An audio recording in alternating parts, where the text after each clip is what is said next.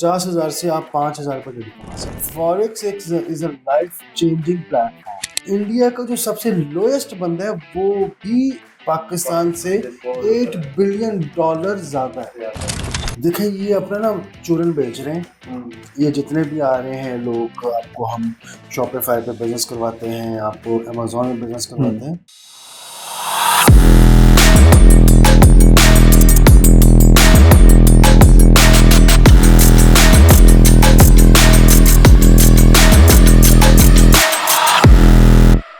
Welcome to T Talks. अस्सलाम वालेकुम। Hopefully आप सब लोग ठीक होंगे। और आज हम टी टॉक के स्टूडियो में हमारे साथ मौजूद हैं एक माया नाज बिजनेसमैन। तो कैसे हैं वसीम भाई? बहुत शुक्रिया आपका, आप हमारे स्टूडियो में तशरीफ लाए। अस्सलाम वालेकुम रहमतुल्लाहि व बरकातहू। आपका बहुत शुक्रिया, आपने मुझे बुलाया और मैं बड़ा मशकूर हूँ कि आपने मुझे मौका दिया कि मैं आपके इस प्लेटफॉर्म पे आके कुछ अवाम की खिदमत कर सकूँ। मुमकिन है कि शायद मेरे किसी ऐसी मशवरों से किसी का भला हो जाए। अच्छा, तो कामयाब बिजनेसमैन बनने के लिए कौन से अहम राज है? देखिए, कामयाब बिजनेसमैन बनने के लिए सबसे पहले तो आपके अंदर एक पोटेंशियल होना चाहिए, कॉन्फिडेंस होना चाहिए, अच्छा बुरा दोनों चीज़ों के ऊपर आपको फोकस होना चाहिए, और प्लस प्रॉफिट से पहले आपको अपना लॉस देखना चाहिए। अगर आप अपनी किसी भी बिजनेस की फिजिबिलिटी बनाते हैं और उसमें आप सिर्फ प्रॉफिट्स को देखते हैं तो इट मीन्स कि आप बिजनेस लूज करो, क्योंकि आप उसके बैड इफेक्ट्स को नहीं देख रहे, मार्केट को नहीं देख रहे, मार्केट किस तरफ जा रही है उस तरफ उसको नहीं देखेंगे तो फिर आप लूज करेंगे। मतलब नफ़ा नुकसान साथ लेके चलना चाहिए इंसान को। अच्छा, कुछ लोग होते हैं ना, वो कहते हैं कि यार हमारे वो हम बिज़नेस स्टार्ट करना चाहते हैं लेकिन हमारे पास बजट बहुत शॉर्ट है। तो कुछ लोग ऑनलाइन बिजनेस भी कर रहे होते हैं, ठीक है। तो ये बताएं कि एक शॉर्ट टाइम में एक अच्छा बिजनेस कैसे कर सकते हैं हम कम बजट में? देखें, शॉर्ट टाइम जो आजकल लोग शॉर्टकट के चक्करों में है ना, उसमें तो वो सिर्फ और सिर्फ नुकसान उठाएंगे और अपने जो गोल्डन कॉइन्स हैं उसको ज़ाया करेंगे। शॉर्ट टर्म कोई चीज़ नहीं होती। सक्सेस जो है ना वो टाइम लेती है किसी भी चीज़ में, ठीक है। तो आप जो आजकल के लोग शॉर्टकट के चक्करों में हैं, वो कभी भी कामयाब नहीं हो सकते। लेकिन कोई एक ऐसा रास्ता तो होगा ना कि मतलब कम बजट में कैसे हम कर सकते हैं? देखें, दो चीज़ें होती हैं, एक इन्वेस्टमेंट, एक सर्विसेज। अगर तो आपके पास इन्वेस्टमेंट कम है तो देन आप सर्विसेज में जाएं। सर्विसेज लाइक कोई भी ऐसी चीज़ हो सकती है, आप जैसे ट्रेडिंग करते हैं, किसी से चीज़ उठाई अपने पीआर बेस के ऊपर, दूसरे चीज जगह पे वो चीज़ बेच दी, वहाँ से क्रेडिट किया, वहाँ से क्रेडिट दिया, वहाँ से कैश कलेक्ट किया, उस पार्टी को कैश पे कर दिया। तो ये तो होती है सर्विसेज। एक है इन्वेस्टमेंट, कोई भी चीज़, फैक्ट्री, इंडस्ट्री, कोई शॉप, कोई मैन्युफैक्चरिंग, किसी भी चीज़ की वो आप करें। तो ये दोनों चीज़ें पॉसिबल है बिजनेस में। वो ट्रेडिंग जो है वो ऐसी चीज़ है जिसमें पेमेंट ना भी हो, इन्वेस्टमेंट ना भी हो, तो आप कामयाब हो सकते हैं। अच्छा वसीम भाई, ये बताएं कि आजकल ई कॉमर्स का बड़ा ट्रेंड चल रहा है और हर बंदा कह रहा है कि ई कॉमर्स की तरफ आए, ई कॉमर्स की तरफ आए। और वो एक्चुअल रियलिटी जो मोटिवेशनल हमारे स्पीकर आजकल बने हुए हैं सो कॉल्ड, वो यूथ को कहते तो हैं कि ई कॉमर्स का बिजनेस करें, लेकिन वो एक्चुअल रियलिटी नहीं बताते कि आपको इसके लिए इन्वेस्टमेंट कितनी चाहिए। क्योंकि जब आप छलांग लगाते हैं इस फील्ड में तो आपको पता चलता है कि यार इसके लिए तो मुझे 5 लाख, 10 लाख, 15 लाख की अमाउंट चाहिए जो जो हमें बताई नहीं गई। तो इस चीज़ पे आपका क्या पॉइंट ऑफ व्यू है अपना, कि ई कॉमर्स हमारी यंग जनरेशन को करनी चाहिए, और अगर करनी चाहिए तो उसके क्या फ्लॉज हैं और क्या बेनिफिट्स हैं, सारा जरा। देखिए, मेरा खुद प्लान था ई कॉमर्स करने का, शॉपिफाई के ऊपर, अमेजोन के ऊपर, और मैं यही सोच रहा था कि मेरा 5 लाख रुपए के अंदर मैं एक अच्छा अपना वहाँ पे शोरूम ओपन कर सकता हूँ। लेकिन जब मैं इसके बीच में इन्वॉल्व हुआ तब पता चला कि इसमें कम से कम $10,000 की इन्वेस्टमेंट दरकार है, क्योंकि आप पाक रुपीस में नहीं कर रहे, ई कॉमर्स जो है वो डॉलर्स में है। मार्केट ही डॉलर्स की है जी। अब जब आप पाक रुपीस को डॉलर्स में कन्वर्ट करेंगे तो पता चलेगा कि आपके तो 25 से 30 लाख रुपए लग गए। हाँ। डॉलर्स में 5,000 10,000 कोई इतनी बड़ी रकम नहीं है as a business point of view. वैसे अगर आप $10,000 देखते हो तो वो इज अ ह्यूज अमाउंट, ठीक है। अब लेकिन जब आप पाकिस्तान में कन्वर्ट करते हैं तो आजकल डॉलर के रेट के अकॉर्डिंगली मेरे ख्याल में 27-28 लाख रुपए बनता है। आपकी बातों से जो मुझे आइडिया हुआ है कि यानी कि इसके लिए आपको प्रॉपर एक इन्वेस्टमेंट चाहिए, जो यानी कि सो कॉल्ड लोग बताते हैं कि यार आप जस्ट ऑनलाइन स्टोर बनाया, शर्ट्स या जैकेट्स हुडीज प्रिंट की और सेल करना शुरू कर दिया और आप रातों रात या दिनों में अमीर हो जाओगे, ये सिर्फ हवाई बातें हैं। देखिए ये अपना ना चूरन बेच रहे हैं, ये जितने भी आ रहे हैं लोग, आपको हम शॉपिफाई पे बिजनेस करवाते हैं, आपको अमेजोन में बिजनेस करवाते हैं। इसमें दो चीज़ें होती हैं, एक होता है आपका अपना ब्रांड, एक होता है आपका ड्रॉप बॉक्स। ठीक है, ड्रॉप बॉक्स में जो होता है ना वो सिर्फ आप क्या करते हैं कि आप अपनी लोगों की शिपमेंट्स जो है ना वो हैंडल कर रहे हो। ठीक है, ये लोग आपको वो चीज़ दिखाते हैं, वो चीज़ बताते हैं, और वैसे आपको माइंड आपका मैनिपुलेट करेगा कि जी आप आए 25 से 30 लाख रुपया कमाएंगे, 5 लाख रुपया लगाएंगे, इतना मुनाफा आएगा, वो सब कस्टमर डीलिंग, उसका क्या फॉर्मूला? मतलब यूथ ने इन्वेस्टमेंट भी कर ली, सारा कुछ कर लिया, एक बिजनेस खड़ा कर लिया, लेकिन बिजनेस लाना कैसे है, डील कैसे करना है कस्टमर को? देखिए ये होती है मार्केटिंग, कस्टमर डीलिंग होती है मार्केटिंग। और किसी भी इंडस्ट्री की जो सबसे समझने के जो दामाद की हैसियत का जो इदारा है वो मार्केटिंग का है।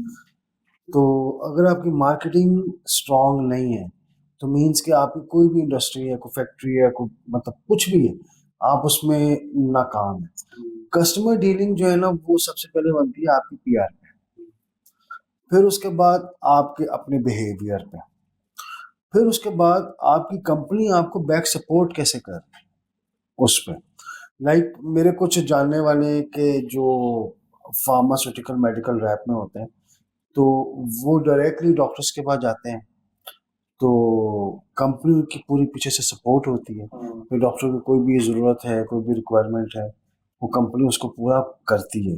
और लेकिन उसका जो ब्रिज होता है वो मेडिकल रैप होता है। अच्छा, लोगों ने ये भी तो सोचा होता है ना कि यार लड़कियां रख लो 2-3-4, ठीक है, वो आपके लिए मार्केटिंग करेंगी, अच्छा बिजनेस लेकर आएंगे, ये क्या चक्कर है? देखें लड़कियां जो है ना आजकल जो आप ऐड देख रहे हैं, जो रेजर का हम ad मुस्कुरा होता रहे हैं लड़कियों के नाम पे। है, जो रेजर का ऐड होता है ना उसमें भी लड़कियां आ रही होती हैं। अब रेजर के एक रेजर है, कोई भी कंपनी है, उसमें लड़की क्या का लड़की लेजर पकड़ा रही होती खैर, है। अच्छा गवर्नमेंट क्या काम कर रही है हमारे मतलब बिजनेस लेने के लिए, यूथ के लिए नए नए स्कीम्स वगैरह खोलती हैं हर बार, तो कोई गवर्नमेंट को भी चाहिए कोई इकदाम करे कि बस बातें ही होती हैं सिर्फ वो। आप बिजनेस कम्युनिटी में हैं, आपको आइडिया होगा कि गवर्नमेंट का कितना इनिशिएटिव होता है इन चीज़ों को लेकर। देखें किसी भी मुल्क की बिजनेस कम्युनिटी को कंट्रोल, होल्ड और डेवलप करने में आपके गवर्नमेंट का ही हाथ है। लाइक आप पाकिस्तान का तो खैर मैं अभी कोई ऐसी मिसाल नहीं दे सकता, क्योंकि पाकिस्तान के पास ऐसी कोई मिसाल नहीं है। हमसाया ममालिक आप इंडिया में चले, वहाँ के बिजनेस कम्युनिटी इतनी स्ट्रांग है कि मैं अभी एक आर्टिकल पढ़ रहा था कि मुकेश अंबानी इस टाइम $200 बिलियन का एसेट्स है उसके पास, और उसका 20th लेवल के ऊपर एक बंदा है जिसके, उसका नाम मेरे ज़हन से निकल रहा है, 20th लेवल के ऊपर बंदा है जिसके $20 बिलियन है। और पाकिस्तान का जो सबसे टॉप इंडस्ट्रियलिस्ट बंदा जो कि अमेरिका में है, उसका नाम है शाहिद खान, वो फकत $12 बिलियन के ऊपर है। इंडिया का जो सबसे लोएस्ट बंदा है वो भी पाकिस्तान से $8 बिलियन ज्यादा है। ठीक है, तो हम आप ये सोचें कि 20 मिलियन इंडिया की जो कम्युनिटी है, इंडिया की जो गवर्नमेंट है, आज से 10 साल 15 साल पहले क्या थी और वो आज कहाँ खड़ी हुई है। क्या वजह है ऐसी कि मतलब हमारी इंपोर्ट एक्सपोर्ट्स का इशू है, कोई इशू है, प्लान्स, आपकी डेवलपमेंट नहीं। अच्छा पाकिस्तान कुछ इंपोर्ट भी कर रहा है कि सब कुछ एक्सपोर्ट कर रहा है या कुछ एक्सपोर्ट ही कर रहा है?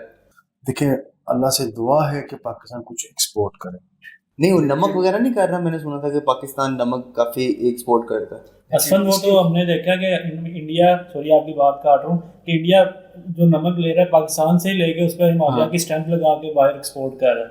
यही चीज़ मैं अभी आपको बताने लगा था कि जब तक ये नमक पिंक सॉल्ट इंडिया के कंट्रोल में रहा है, इसकी एक ये ब्रांड भी रहा है और इसका जो है वो पर केजी प्राइस वो भी स्टेबल रही है। मैं यूके में था, तो यूके में मैंने जब आज से 5-6 साल पहले जब मैंने वहाँ पे ये पिंक सॉल्ट लिया था और मुझे पता चला कि ये पाकिस्तानी है, तो उस टाइम 10 पाउंड्स पर केजी मैंने परचेज किया, 10 पाउंड्स, ठीक है। तो अब जब इंडिया के हाथ से वो ख़त्म हो चुका हुआ है और पाकिस्तानी के हाथ में आ चुका हुआ है, अब वो 4-5 पाउंड से ज़्यादा नहीं है, 3-4 पाउंड। अच्छा, ये भी एक वजह है वसीम भाई कि आपको, हम लोगों को गला सड़ा फ्रूट नज़र आता है सड़कों पे। जो अच्छा फ्रूट होता है, अच्छा जैसे आम हो गया एग्जांपल है एक, वो सब कुछ पहले बाहर चला जाता है, एक्सपोर्ट हो जाता है। ये वहाँ से जो रेवेन्यू है वो किधर जाता है, ये चीज़ें किधर जाती हैं? हम तो फिर गरीब के गरीब हैं। देखें, हमारे पास रेवेन्यू बहुत आता है, जाता किधर है? सुनने में तो सिंह भाई आपको पता है हर चीज़ आती है कि फलां चीज़ भी एक्सपोर्ट कर दी गवर्नमेंट ने। गंदम का जो लास्ट टाइम कुछ अच्छा पहले इशू हुआ था कि उन्होंने वो भी सारी एक्सपोर्ट कर दी। तब जब हर चीज़ एक्सपोर्ट हो रही है तो फिर रेवेन्यू कहाँ जा रहा है उसका?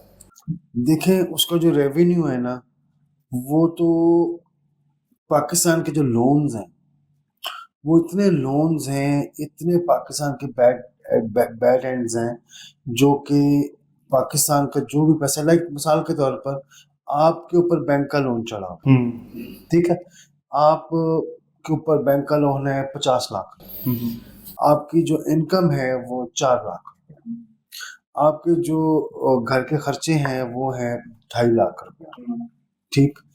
आपके जो जो आपने बैंक को देने हैं पैसे वापस, वो आपने 1.5 लाख रुपए देने हैं। तो आप कहोगे यार मैंने तो 4 लाख रुपए कमाया, पता ही नहीं चला कहाँ गया। जब आपके चीज़ ही आप मतलब आप क्लियर ही नहीं है, आपकी अमाउंट्स, आपकी एक्सपोर्ट ही नहीं है, आपकी इंपोर्ट्स है। जस्ट लाइक आपने चाइना के कई पैसे, काफ़ी पैसे, बिलियंस ऑफ डॉलर देने हैं, आपने सऊदी अरेबिया के, अबू धाबी के, IMF के, इतने जब आपने पैसे देने हैं, तो जो आपके पास थोड़ी बहुत ही एक्सपोर्ट के बस पैसे आ रहे हैं, उसने कहाँ जाना है? वो तो एक आटे में नमक के बराबर है। आप जो वो लेते हैं, टैक्स लेते हैं, जो टैक्स के मद में आपको लोन देना पड़ता है। जैसे लाइक इस दफ़ा जो मैंने सुना है, जो बजट के अंदर इन्होंने जो टैक्स का मद रखा हुआ है 800 अरब रुपए रखा हुआ है। अच्छा। कि 800 अरब रुपया इस टाइम आवाम से निचोड़ना है इन्होंने। अब वो 800 अरब रुपए में देखे 4 से 500 अरब रुपया तो आपका साल का खर्चा निकल जाना है, ठीक है। रिमेनिंग अमाउंट आपने उधर दे देनी है लोन की मद में। पाकिस्तान के क्या पास क्या बचा? कुछ भी नहीं बचा। अच्छा, एक बिजनेसमैन के लिए कि जो उसकी सक्सेस है उसमें टैक्स कितनी बड़ी हर्डल है? पाकिस्तान टैक्स, देखें, टैक्स तो पूरी दुनिया में चलता है, वो तो आपने देना होता है, ठीक है। इसमें पाकिस्तान में भी तो अभी बहुत से टैक्स नहीं लगे हुए हैं। अभी हम तो बहुत से टैक्सों में आजाद हैं, और जो बड़े लोग हैं वो टैक्स देते काटे ना, पहले मुझे ये बताएं। हाँ, यानी कि नहीं सिर्फ देते। जो छोटा तबका जॉब वही वाले देगा। बंदे हैं उन्हीं पे टैक्स इंप्लीमेंट हो रहा है। उनके ऊपर टैक्स इंप्लीमेंट हो रहा है। बड़ा बिजनेस टाइकून तो टैक्स देता ही नहीं है। छोटी सी बात कर लेते हैं, मलिक रियाज, जी जी। उसके ऊपर अदालत का केस है $450 अरब का। सुप्रीम कोर्ट में जो बाहर वाला था, नेशनल एजेंसी वाला था, आई थिंक सो। जी बिल्कुल, किधर है, कहाँ गए, ठीक ठीक। कुछ पता नहीं है, क्योंकि मलिक रियाज साहब इस टाइम यूके बैठे हुए हैं, भाग चुके हैं पाकिस्तान। बैरिया इस टाइम बिल्कुल कोलैप्स की सूरत हाल पे खड़ा हुआ है, तो कोई भी टैक्स नहीं देता। यानी कि पाकिस्तान से आप कोई भी इलीगल काम करके भाग सकते हो आराम से। आप पाकिस्तान सिर्फ लॉ एंड ऑर्डर छोटे लोगों के लिए इलीगल एक्टिविटी के लिए पाकिस्तान एक बेहतरीन बेस्ट ऑप्शन है। Best option. अच्छा सिंह भाई, आप ये बताएं, माशाल्लाह आप फॉरेक्स ट्रेडिंग में भी इन्वॉल्व रहे हैं, तो फॉरेक्स ट्रेडिंग आजकल, जब आप करते थे तब तो इतना ट्रेंड नहीं था इसका। आजकल हमने देखा है कि फॉरेक्स ट्रेडिंग बहुत ज़्यादा ट्रेंडिंग में आ गई है, तो इससे रिलेटेड तो ये हमारे आवाम को या यंगस्टर को आप बताना चाहेंगे ये कैसे है? क्योंकि इसमें फेक और स्कैम्स वगैरह के काफ़ी वाक़यात सुनने में आए हैं फॉरेक्स ट्रेडिंग से रिलेटेड। देखें, forex is a legend business. Forex में मैंने अल्हम्दुलिल्लाह 2011 में बहुत ज़्यादा काम किया हुआ है, और मैंने $5,000 के अकाउंट को विद इन अ मंथ $65,000 का बनाया था। 2011 में गालिबन जो डॉलर की प्राइस थी 70 से 80 के बिटवीन थी, ठीक है। और मैंने जो स्टार्ट किया था वो $10,000 से नहीं, 100 रुपीज़, सॉरी, 10,000 पाक रुपीज़ से जब मैंने स्टार्ट किया था तो मुझे $100 आए थे, और उस $100 से मैंने अपने आप को ग्रेजुअली पढ़ के एक्सपीरियंस लेके मैंने अपने आप को अल्हम्दुलिल्लाह यहाँ तक पहुँचाया था कि मैं $65,000 तक पहुँचा था, ठीक है। तो forex is a legend business, लेकिन आपको इसके लिए बड़ी स्टडी करनी पड़ती है, आपको इसके लिए मार्केट को वॉच करना पड़ता है। इसमें फंडामेंटल्स होते हैं, इसमें टेक्निकल्स होते हैं, इसमें कैंडल की स्टडीज होती हैं, इसमें कैलकुलेशंस होती हैं, मैथमेटिकल कैलकुलेशंस होती हैं। अगर आप सारी चीज़ों को मद्देनज़र रखते हुए आप भी फॉरेक्स में काम करें तो इट्स अ बेस्ट ऑप्शन। क्योंकि हमारे यंगस्टर तो इसको एज अ पार्ट टाइम कर रहे हैं, सुबह के टाइम जॉब करते हैं और शाम को 1-2 घंटे के लिए हाँ, फॉरेक्स ट्रेडिंग यही करते तो हैं। उनकी हमाकत है। वो सीख ही नहीं पाएंगे, वो सीख ही नहीं पाएंगे जब वो एक इसको एज अ अपनी लाइफ चेंजिंग एक चीज नहीं अपने माइंड में डेवलप करेंगे, तो वो एक चीज को फॉरेक्स एक is a life changing platform. ये क्रिप्टो और बाइनेंस ये तो ये क्या इलीगल है। Crypto Binance basically is a platform जो आपको क्रिप्टो की अपॉर्चुनिटी देती है। ठीक है, क्रिप्टो में वो कॉइन्स होते हैं, ठीक है, बिटकॉइन हो गया, आपका एथेरियम हो गया, XRP हो गया, ठीक है, सोल कॉइन्स हो गए। ये ऐसे कॉइन्स हैं कि जो आपको दिनों में रातों रात अरबपति भी कर सकते हैं और अरबपति से करोड़पति भी कर सकते हैं। अच्छा सिंह भाई ये बताएं, शेयर्स खरीदने का और बेचने का सही वक्त और सही तरीका क्या है? देखिए, शेयर जो है ना, ये आप फंडामेंटल के ऊपर आ सकते हैं, ठीक है। लाइक मैं बाहर की कंपनियों की बात नहीं कर रहा, मैं अपनी पाकिस्तानी कंपनियों की बात कर रहा हूँ। लाइक इसमें वीट है, गंदम, चावल में आ जाए, SNGPL में आ जाए, NBP में आ जाए, मतलब इस तरह की कंपनी। इसमें क्या होता है कि आप देख लें कि जो भी कंपनी है ना, लाइक कुछ भी है, लाइक कोई भी ऐसी कंपनी, उसका फंडामेंटल देख रहे हैं कि इस टाइम गवर्नमेंट ने उसके मुतालिक या उससे रिलेटेड क्या चीज़ बताई है, पॉजिटिव बताई है या नेगेटिव बताई है। अगर तो पॉजिटिव बताई है तो आप उसको बाय कर लें, अगर नेगेटिव बताई है तो उसको सेल। अच्छा वसीम भाई, जाते जाते एक सवाल का जवाब है। आपको एक सिचुएशन देते हैं, 50 रुपये हैं हमारे, 50,000 रुपये हैं हमारे पास, ठीक है, मैं 50 रुपये कह रहा हूँ, 50,000 रुपये हैं हमारे पास, इससे हम अपना कारोबार स्टार्ट करना चाहते हैं। जाते जाते आपको एक मुफीद मशवरा देता चलता हूँ। 1160 रुपए की आती है पानी की बोतल 19 लीटर, प्रिंटिंग के समेत। आप अपना एक नाम सोचें, उस 1160 को आप प्रिंट करवाएं, 1160 में उस बॉटल को print each bottle 11 each bottle 1160 रुपए की आई। वाटर प्लांट्स बहुत से जगहों पे लगे हुए हैं, ठीक है, ऑलरेडी लगे ऑलरेडी लगे हुए हैं। आप एक सेक्टर को प्लान करें कि मैंने इस सेक्टर में अपना पानी बेचना है, फ्लैट हो जाए, अपार्टमेंट्स हो जाए, यानी एक स्पेसिफिक एक एरिया टारगेट कर लेंगे यार, ये हाँ, एरिया कुछ भी कर लें, ऑफिसेज कर लें, कोई एक जगह कर लें जहाँ पे 100 कोई ऐसी बिल्डिंग कर लें जिसमें 100-125 ऑफिसेज हों या अपार्टमेंट्स हों या इस किस्म की, या कोई ऐसा एरिया हो जाए छोटा सा जिसमें 100-150 घर हो। वहाँ पे आप अपनी आप 50,000 की आपको तकरीबन 50 40 45 से 50 बॉटल्स आपको आ जाएगी कमोबेश, ठीक है। तो अब आप क्या करें कि प्लांट पे जाएं, वहां पे उन्हें कहें कि भाई मुझे ये बॉटल फिल कर, वो आपसे 30-40 रुपए लेगा, 30 से 40 रुपए लेगा। 100 रुपए की बॉटल बिकती है, आपको वो बॉटल जो आप पड़ी 40 रुपए में पड़ी, आपने उसमें 10 रुपए अपनी लेबर और पेट्रोल लगा दिया, आपको पड़ गई 50 रुपए में। आपने डेली की जो है वो 50 बॉटल्स दी, तो आपको 5,000 रुपये आपने डेली कमाना शुरू कर दिया। 50,000 से आप 5,000 रुपये डेली कमा सकते ये बहुत मुफीद मशवरा दिया वसीम भाई, बहुत शुक्रिया आपका। आप हमारे स्टूडियो में तशरीफ लाए और जाते जाते हमारे चैनल को लाइक करें, सब्सक्राइब करें और बेल आइकन को ज़रूर टच करें ताकि ऐसे बड़े बड़े बिजनेसमैन हम आपके सामने लाते रहें। Thank you so much. Allah हाफ़िज़।